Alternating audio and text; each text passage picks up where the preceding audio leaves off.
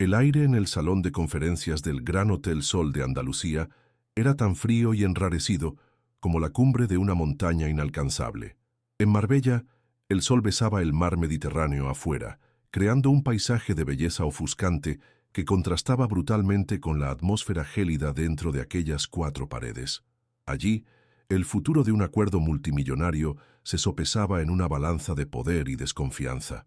A un lado, ejecutivos españoles en sus trajes impecables, cuyas sonrisas, calculadas, no alcanzaban los ojos. Al otro, una imponente comitiva árabe, liderada por una figura cuya presencia parecía consumir todo el oxígeno de la sala. La tensión era un zumbido constante, subyacente al murmullo educado de las negociaciones, un presagio de que la calma era solo temporal, a punto de romperse. Entre relojes de lujo que valían más que casas y zapatos de cuero italiano que nunca habían tocado un suelo sucio, se movía una figura entrenada para ser invisible. Elena García, a sus 45 años, era una sombra vestida con el uniforme azul y blanco del equipo de limpieza. Su carrito de trabajo era su caparazón, su silencio, su escudo. Años de trabajo duro habían grabado líneas de cansancio en su rostro, pero no habían logrado apagar la chispa de inteligencia en sus ojos castaños, que observaban y absorbían todo, desde las migas de un croissant en la alfombra hasta las microexpresiones de arrogancia en los rostros de los poderosos. Sus manos, ásperas y callosas, eran el testimonio silencioso de una vida de servicio, una vida que la colocaba en un universo paralelo a aquel que limpiaba. De repente, la frágil paz fue hecha añicos. El jeque Khalid Al-Fahim, el inversor árabe en el centro de toda la operación, se levantó abruptamente. Su expresión, antes de una impaciencia controlada, se transformó en una máscara de furia pura. Registró su maletín de cuero con una urgencia salvaje, el pánico creciendo en sus ojos severos. Un pequeño objeto, un tasbih de ámbar, un rosario de oraciones musulmán, había desaparecido. Era un regalo de su difunta esposa, lo último que ella había tocado. La pérdida no era material, era visceral. Comenzó a hablar en árabe, su voz un trueno rápido y agresivo que resonó por la sala, haciendo que los ejecutivos españoles se encogieran, completamente perdidos en la traducción de aquella ira. La furia del jeque necesitaba un objetivo, un rostro al que culpar por el dolor que sentía, y sus ojos recorrieron la sala, pasando por los rostros de sus iguales, y se posaron sobre la figura más vulnerable, la única que no pertenecía a aquel círculo de poder, Elena. Apuntó un dedo tembloroso en su dirección, que limpiaba discretamente un rincón de la sala, y una única palabra, cargada de desprecio y acusación, cortó el aire. Harami, ladrona. La palabra, en árabe, fue un veredicto instantáneo. Para él, la culpable era obvia, la humilde limpiadora, cuya presencia era una anomalía en su mundo de riqueza y control. La acusación flotó en el aire, pesada y venenosa, incluso para aquellos que no comprendían su significado literal.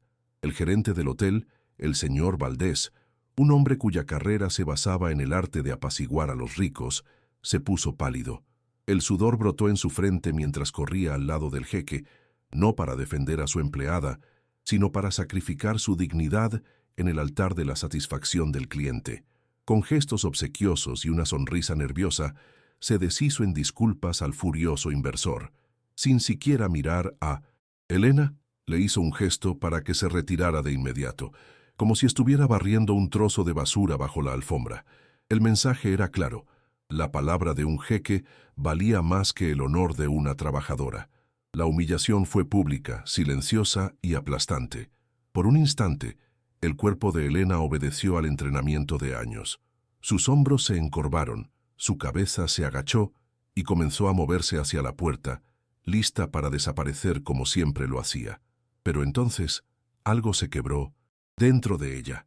No fue un sonido, sino una sensación, una corriente eléctrica que recorrió su espina dorsal.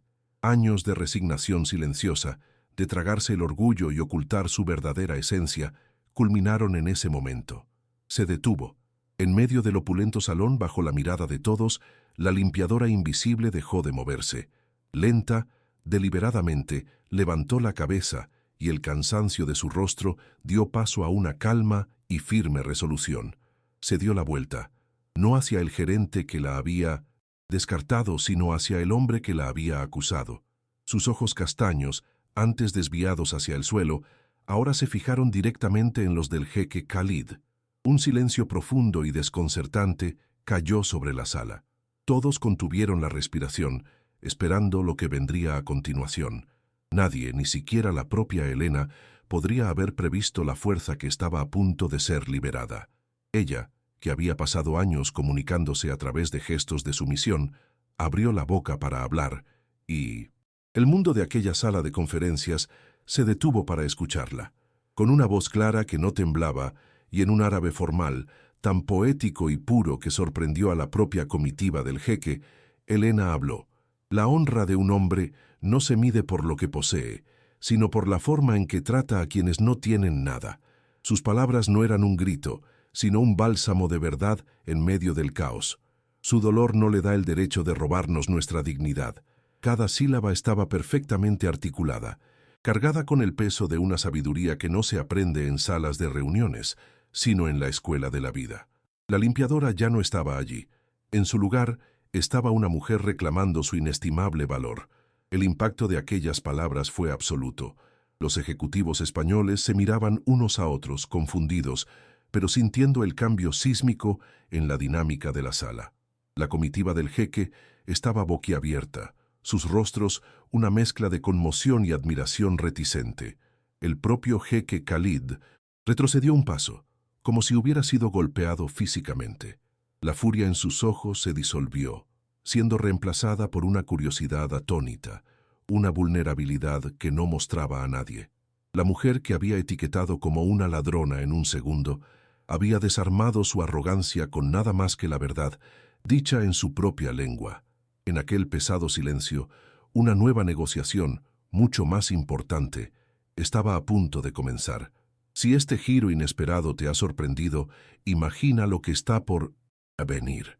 Suscríbete al canal para no perderte nada y comenta desde qué ciudad o país nos estás acompañando.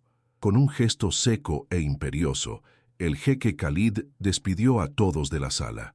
Sus asesores, el señor Valdés, los ejecutivos españoles, todos salieron en un silencio avergonzado, lanzando miradas confusas a la figura inmóvil de Elena.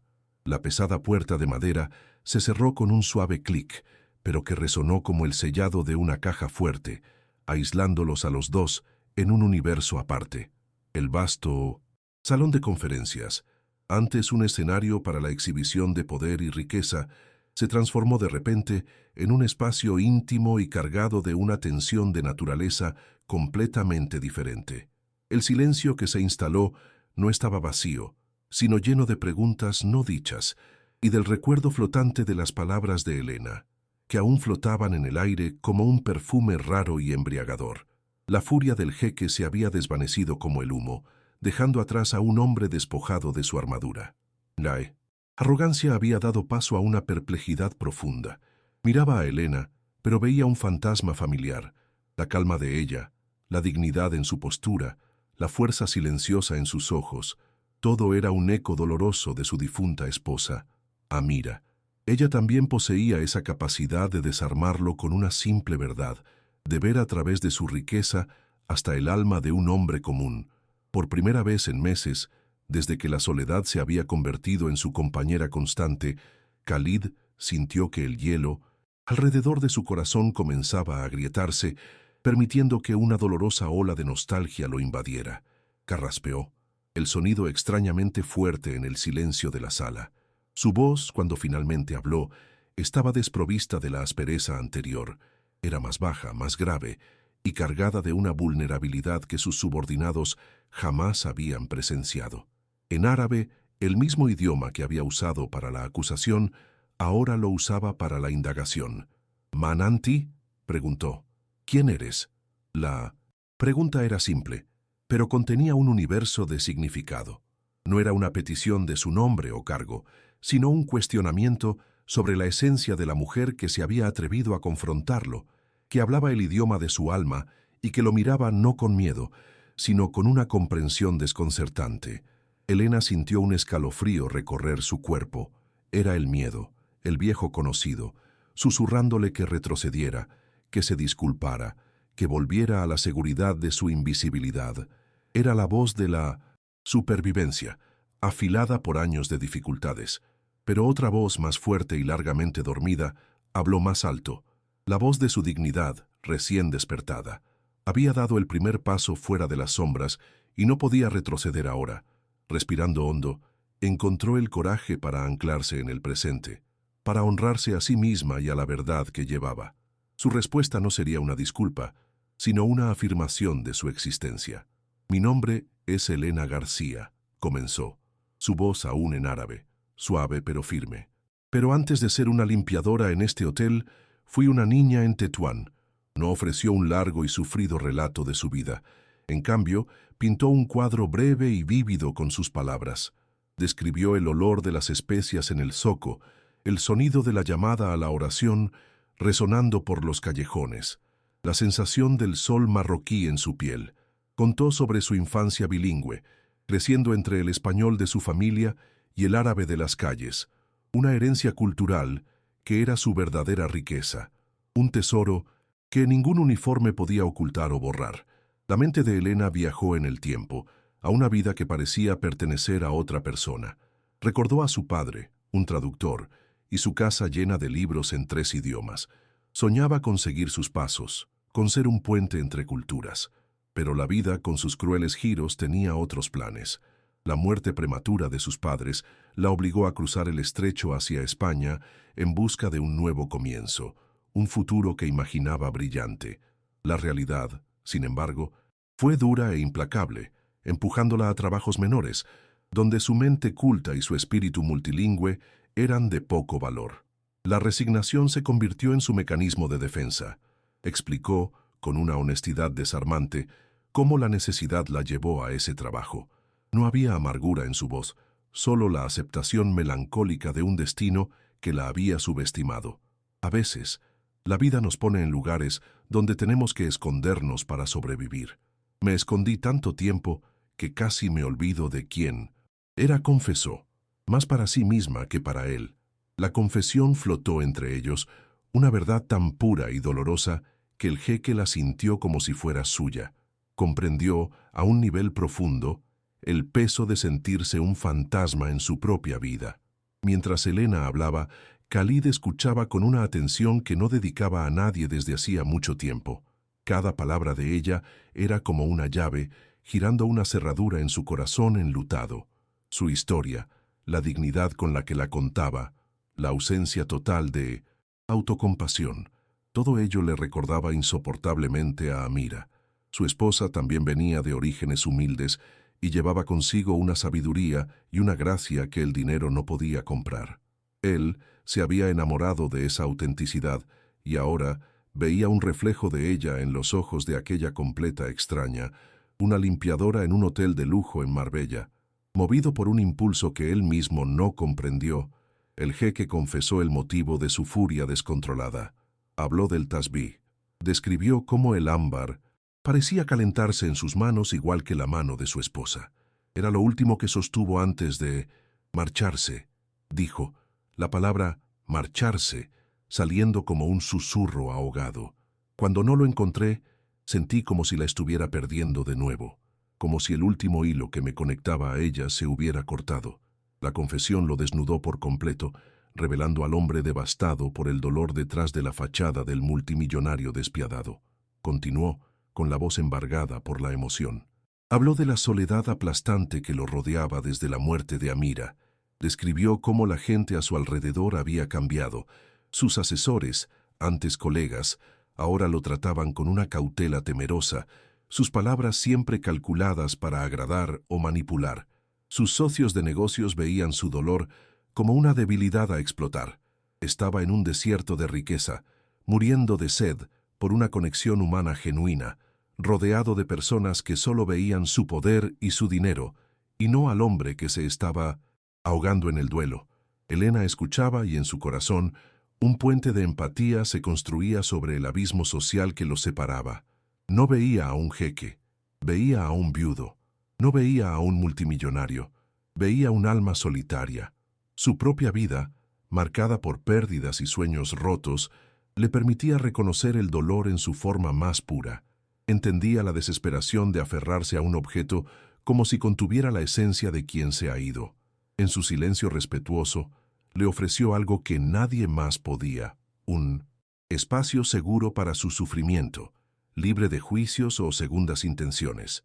En ese momento, la dinámica entre ellos se transformó irreversiblemente. Las barreras de estatus, riqueza y poder que los definían minutos antes se habían disuelto. Ya no eran el jeque y la limpiadora, eran solo Khalid y Elena, dos seres humanos unidos por un lenguaje compartido y por la experiencia universal de la pérdida. La sala de conferencias, antes un campo de batalla corporativo, se había convertido en un santuario improbable, donde dos almas heridas encontraban un momento de comunión inesperada. La conexión entre ellos era frágil, pero innegablemente real. Rompiendo el silencio emocional, Elena trajo la conversación de vuelta a tierra firme, con una practicidad que era a la vez sorprendente y reconfortante. Un objeto pequeño como un tasbí puede perderse de muchas maneras durante la limpieza, dijo ella, su voz tranquila y lógica. Puede haberse caído y rodado bajo un mueble pesado o haberse enganchado en la tela de una silla. Se ofreció a ayudarlo a buscar, explicando metódicamente los lugares más probables donde podría estar el objeto.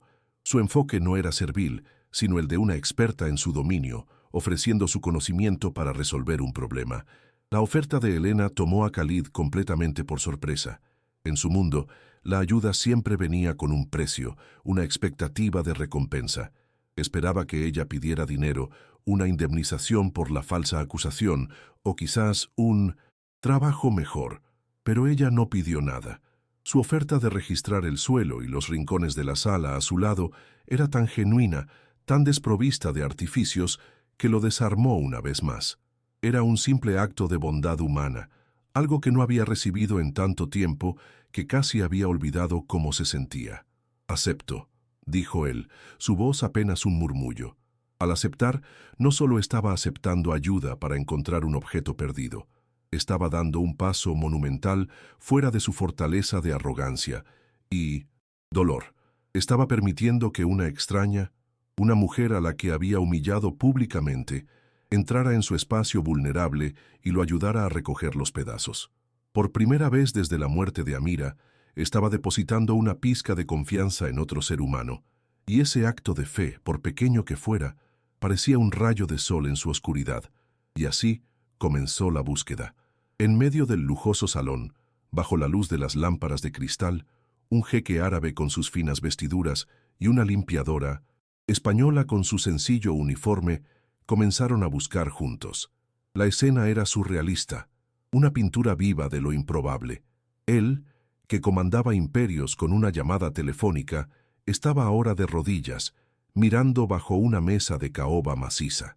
Ella, que pasaba sus días limpiando los vestigios de los ricos, ahora lo guiaba con una autoridad tranquila, señalando lugares que solo la mirada entrenada de un limpiador notaría.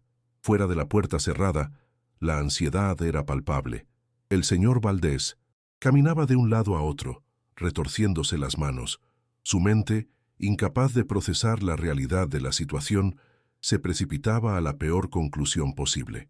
Veía a Elena no como una mujer de principios, sino como una oportunista astuta.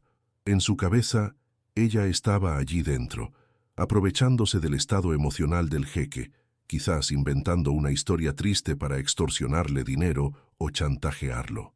El miedo a un escándalo que pudiera manchar la impecable reputación de su hotel y costarle el empleo era abrumador. La desconfianza del gerente era un reflejo de sus propios prejuicios. Para él, las personas se definían por sus uniformes y cuentas bancarias. La idea de que una limpiadora pudiera poseer una integridad moral superior a la de un ejecutivo era simplemente inconcebible en su visión del mundo. Imaginaba la conversación allí dentro, no como un intercambio humano, sino como una negociación sórdida, donde la pobrecita estaría jugando su mejor carta para sacar provecho de la situación. Su mente pequeña no podía comprender la grandeza de lo que realmente estaba sucediendo al otro lado de la puerta. La ansiedad exterior aumentó cuando los asesores del jeque se acercaron, sus rostros una máscara de preocupación e impaciencia. Veían a Elena como una influencia peligrosa, una variable incontrolada que amenazaba el dominio que ejercían sobre su jefe. Uno de ellos, más audaz, golpeó la puerta con firmeza. «Jeque Khalid, ¿está todo bien? Necesitamos prepararnos para la reunión de la tarde», dijo, su voz tratando de sonar respetuosa, pero con una clara nota de urgencia para interrumpir lo que fuera que estuviera sucediendo allí. Desde dentro, la respuesta del jeque fue inmediata y cortante, su voz recuperando un tono de mando, pero esta vez utilizada para proteger, no para atacar. «Estoy ocupado. Cancele la reunión. No quiero que me interrumpan». La orden fue final, inequívoca. Afuera, los asesores se miraron sorprendidos. Khalid nunca cancelaba reuniones. Aquel simple acto de elegir la compañía de una limpiadora en detrimento de sus negocios multimillonarios fue una señal clara y alarmante para ellos de que el poder que tenían sobre él estaba, de alguna manera, siendo desafiado por aquella misteriosa mujer. Mientras tanto, dentro de la sala, una ola de duda golpeó a Elena. El peso de la situación se derrumbó sobre ella. ¿Y si no encontraban el tasbí? Su palabra, su honor recién reclamado, se convertiría en polvo. La acusación original del jeque, momentáneamente suspendida, volvería con toda su fuerza. Ya no sería vista como la mujer digna que lo confrontó, sino como la ladrona mentirosa que intentó engañarlo. El despido sería seguro, y la mancha en su nombre la seguiría a donde quiera que fuera. El riesgo que había asumido al hablar de repente le pareció enorme y aterrador. El propio jeque también se enfrentaba a sus demonios internos. Cada minuto que pasaba en esa búsqueda lo exponía más. Arrodillarse en el suelo, seguir las instrucciones de una empleada, confesar su dolor más profundo. Todo eso iba en contra de la imagen de fuerza y control que había pasado toda su vida construyendo. Una parte de él gritaba que parara, que volviera a ser el jeque impenetrable, que despidiera a la mujer y lidiara con su pérdida en privado, como siempre había hecho. La vulnerabilidad era un territorio desconocido y aterrador, y luchaba contra el impulso de huir de vuelta a su fortaleza de soledad. La búsqueda los llevó a rincones, olvidados de la sala, detrás de pesadas cortinas de terciopelo, bajo sillones de cuero que rara vez se movían. La imagen era poderosa en su contraste. Las manos callosas de Elena junto a las manos bien cuidadas de Khalid, ambas buscando lo mismo. El lujo estéril del ambiente servía de telón de fondo para un drama profundamente humano. Trabajaban en silencio la mayor parte del tiempo, pero era un silencio cómodo, de complicidad, roto solo por breves instrucciones de ella o murmullos de frustración de él. En un momento dado, al intentar mirar detrás de un pesado aparador, Khalid perdió el equilibrio. Antes de que pudiera caer, la mano de Elena se disparó y le sujetó el brazo, firme y segura. El contacto fue breve, durando solo un segundo, pero la electricidad de aquel toque humano fue inmensa. Él miró la mano de ella en su brazo y luego su rostro. En sus ojos no había sumisión, sino preocupación genuina. Fue un momento de pura conexión, desprovisto de palabras, donde las barreras finales entre ellos parecieron desintegrarse por completo. La presión del tiempo aumentaba la tensión. Elena sabía que el vuelo de regreso del jeque estaba programado para el día siguiente. Si el objeto no se encontraba pronto, la oportunidad se perdería para siempre. La búsqueda no era solo por un rosario de ámbar. Se había convertido en una carrera contra el reloj para validar su honor y ofrecerle a él un atisbo de paz antes de que partiera. Cada minuto que pasaba sin éxito era un grano de arena cayendo en el reloj, haciendo que la posibilidad de un desenlace positivo fuera cada vez más tenue. Para llenar el tenso silencio, Khalid comenzó a hacer preguntas. Le preguntó sobre su familia, sobre su vida actual en Marbella, fuera de ese hotel. Sus preguntas eran amables, curiosas. Elena respondió con sencillez y honestidad, sin adornar su realidad ni hacerse la víctima. Habló de su pequeño apartamento, de sus pocas amistades, de sus placeres sencillos, como leer un libro, prestado de la biblioteca pública. Su narrativa pintaba el retrato de una vida modesta, pero vivida con una dignidad inquebrantable. Mientras buscaban cerca del gran ventanal con vistas al mar, Khalid compartió un recuerdo específico de Amira y el tasbih. Contó cómo ella solía sostenerlo mientras rezaba por su seguridad cada vez que él viajaba por negocios. Ella decía que cada cuenta era una oración para guiarme de vuelta a casa, confió, con la voz embargada. Yo sentía la fuerza de sus oraciones, incluso a miles de kilómetros de distancia. La historia transformó el objeto de un simple recuerdo en un poderoso símbolo de amor, fe y protección. Elena no ofreció palabras vacías de consuelo. No dijo, lo siento mucho, o todo estará bien. En cambio, simplemente dejó lo que estaba haciendo. Lo miró y asintió lentamente, un gesto de profundo respeto y comprensión. Su presencia silenciosa era un bálsamo para el alma herida de Khalid.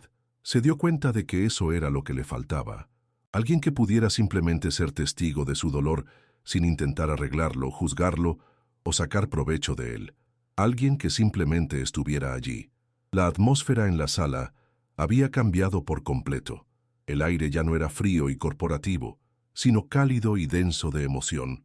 La luz del sol de la tarde, que ahora entraba por las ventanas, parecía menos dura, más suave.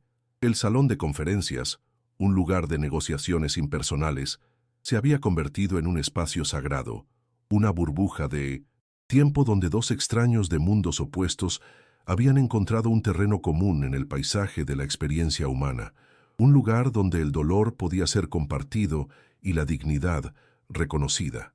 Fue entonces cuando Khalid tuvo una epifanía. En esa última hora, arrodillado en el suelo junto a una limpiadora, compartiendo historias y silencios, se había sentido más conectado, más real, más humano que en todos los meses que había pasado rodeado de su comitiva, su familia y sus socios. Elena, con su calma e integridad, le había dado un regalo inestimable. Lo había visto. No al jeque, no al multimillonario, sino a Khalid, al hombre, al marido en duelo. Y esa percepción abrió una puerta dentro de él hacia una transformación que apenas comenzaba. La frustración comenzaba a instalarse, pesada como el aire que precede a una tormenta. Habían puesto la sala de conferencias patas arriba, pero el pequeño tesoro de ámbar permanecía oculto. Fue entonces cuando una luz se encendió en la mente de Elena, un destello de conocimiento profesional que trascendía la simple búsqueda. Se detuvo y miró no al suelo, sino a la disposición de los muebles. Su mirada entrenada vio lo que nadie más vería, la lógica de su trabajo. No pensó solo en dónde algo podría haber caído, sino en cómo se manipulaba el espacio. Y entonces lo recordó. Recordó el programa de limpieza profunda, una tarea realizada solo una vez al mes. Hay un lugar, dijo, su voz rompiendo el silencio de la infructuosa búsqueda. Señaló un imponente armario de madera oscura, una pieza antigua y pesada que estaba pegada a la pared. Nosotros, los de la limpieza diaria, tenemos instrucciones de no mover este mueble. Es muy pesado y requiere de 2 personas. El equipo de la limpieza mensual lo arrastra para limpiar detrás. Su lógica era impecable y profesional. El tasbih podría haberse caído fácilmente del maletín del jeque que estaba sobre la mesa cercana y haber rodado hacia el pequeño y oscuro hueco detrás del armario, un limbo inaccesible para la rutina diaria. La teoría de Elena encendió una nueva esperanza en los ojos de Khalid. Era una posibilidad concreta, basada en el conocimiento práctico, no en la suerte. Sin dudarlo, se colocó a un lado del armario, arremangándose las mangas de su costosa vestimenta. Elena se colocó al otro lado. Por un instante, la imagen fue un poderoso testamento de lo lejos que habían llegado. El multimillonario y la limpiadora, unidos en un esfuerzo físico común, sus mundos dispares, convergiendo en un único punto de acción. Él, con la fuerza de la determinación, ella con la fuerza de quien conoce cada centímetro de ese suelo. Con un esfuerzo combinado, empujaron. La madera antigua crujió en protesta. El mueble, pesado como una caja fuerte, se deslizó lentamente sobre la alfombra, revelando un trozo de suelo que no había visto la luz del día en semanas. Y entonces lo vieron, en medio de la fina capa de polvo, un brillo cálido, un pequeño círculo de luz ámbar.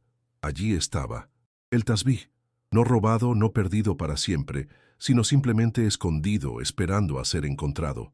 La visión del objeto, tan pequeño y aún así tan monumentalmente significativo, hizo que ambos contuvieran la respiración, paralizados por el redescubrimiento. Elena, con una sensibilidad notable, no se apresuró a coger el objeto. Dio un paso atrás, concediéndole a Khalid el espacio para ese reencuentro sagrado. Él se arrodilló lentamente, como un peregrino que llega al final de su viaje.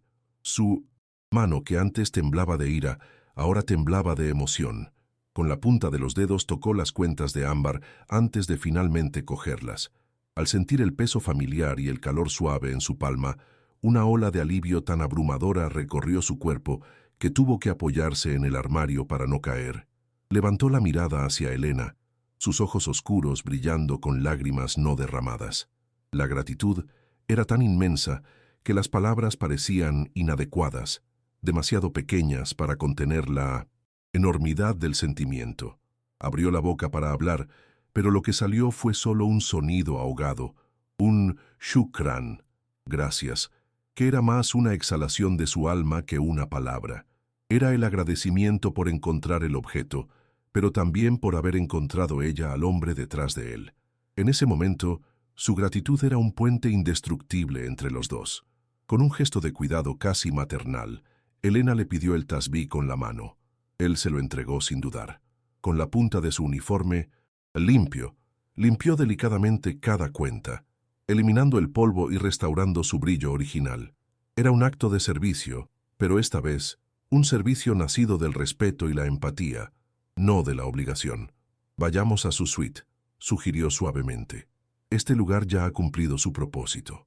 Juntos dejaron la sala de conferencias y subieron en silencio a los aposentos privados de él, el precioso objeto seguro en la mano de ella.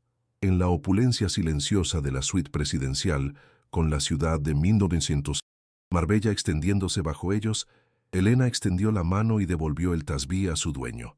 En el momento en que los dedos de él se cerraron alrededor de las cuentas, ella lo miró a los ojos y pronunció las palabras que sellarían su transformación. El recuerdo de ella no estaba perdido, jeque, dijo, su voz suave pero con la fuerza de una revelación. Solo estaba en un lugar que usted no podía ver.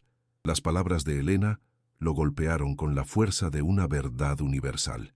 No estaba hablando solo del tasbih o del armario. Estaba hablando de su memoria, de su amor, de su propia humanidad. Los había escondido bajo el pesado mueble de su dolor, su ira y su orgullo. Estaban allí todo el tiempo, pero no podía verlos. Ciego por la oscuridad que él mismo había permitido crecer, la sencillez y la profundidad de esa metáfora rompieron la última presa de su contención emocional. La fuerza que lo había mantenido en pie durante tantos meses finalmente lo abandonó. Khalid se sentó pesadamente en el borde de la cama, el tasbih firmemente agarrado en su mano, y comenzó a llorar. No eran las lágrimas silenciosas de un hombre poderoso, sino los sollozos profundos y devastadores de un corazón roto que finalmente se permitía sangrar. Lloró por Amira, por la soledad, por la ira que lo había consumido y por la inesperada bondad de una extraña que le había mostrado el camino de vuelta a sí mismo.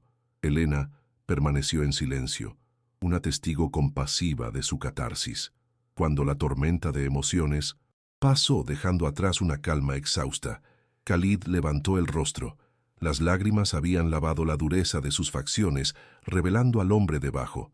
Miró a Elena, y por primera vez, sus ojos estaban completamente claros. «Perdóneme», dijo, su voz ronca pero firme. «Perdone mi arrogancia. Perdone mi crueldad. El dolor me convirtió en un hombre ciego, y la acusé injustamente». La petición de perdón no iba dirigida solo a ella, sino a todo lo que ella representaba: dignidad, honor y la humanidad, que él había despreciado. En un último espasmo de sus viejos hábitos, se levantó y fue a una caja fuerte, intentando saldar la deuda emocional con una solución material. Sacó un fajo de billetes, una cantidad que podría cambiar la vida de Elena para siempre, y se lo tendió. «Esto es para usted», dijo, «por su ayuda, su tiempo, su sabiduría». Era la única forma que conocía de expresar el valor de lo que había recibido. Un gesto de poder, un pago por un servicio que empezaba a comprender, no tenía precio. Esta fue la prueba final para Elena, el momento que definiría el legado de aquel encuentro. Miró el dinero, una fortuna al alcance de su mano, y luego miró el rostro de él. Con una suave sonrisa y un casi imperceptible movimiento de cabeza, rechazó la oferta. «Mi ayuda no tiene precio, jeque», dijo, su voz llena de una calma inquebrantable. «Lo que quiero, lo que siempre he querido, es el respeto que usted me negó a mí y a mis colegas». La negativa a esa fortuna fue el golpe final, a su armadura, la lección definitiva de que la verdadera riqueza no se puede contar, solo sentir. ¿Te está gustando esta historia? Deja un like y suscríbete al canal. Ahora continuamos con el vídeo. La negativa de Elena al dinero flotó en el aire de la lujosa suite, más poderosa que cualquier acuerdo jamás firmado en ese hotel. Para el jeque Khalid, aquel no fue la lección final.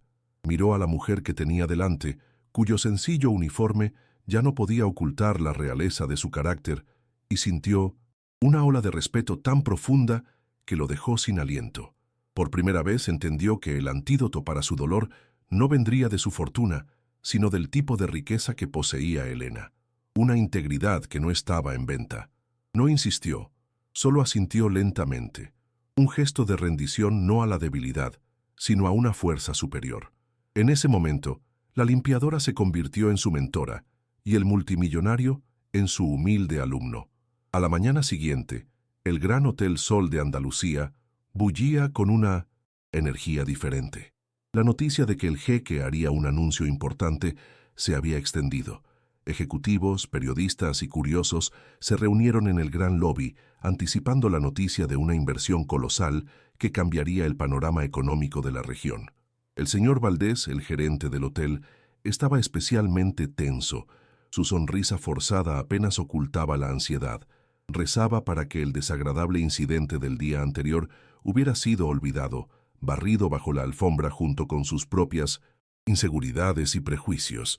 Solo quería que el jeque firmara los papeles y se fuera, llevándose consigo el perturbador recuerdo de la insubordinación de su empleada.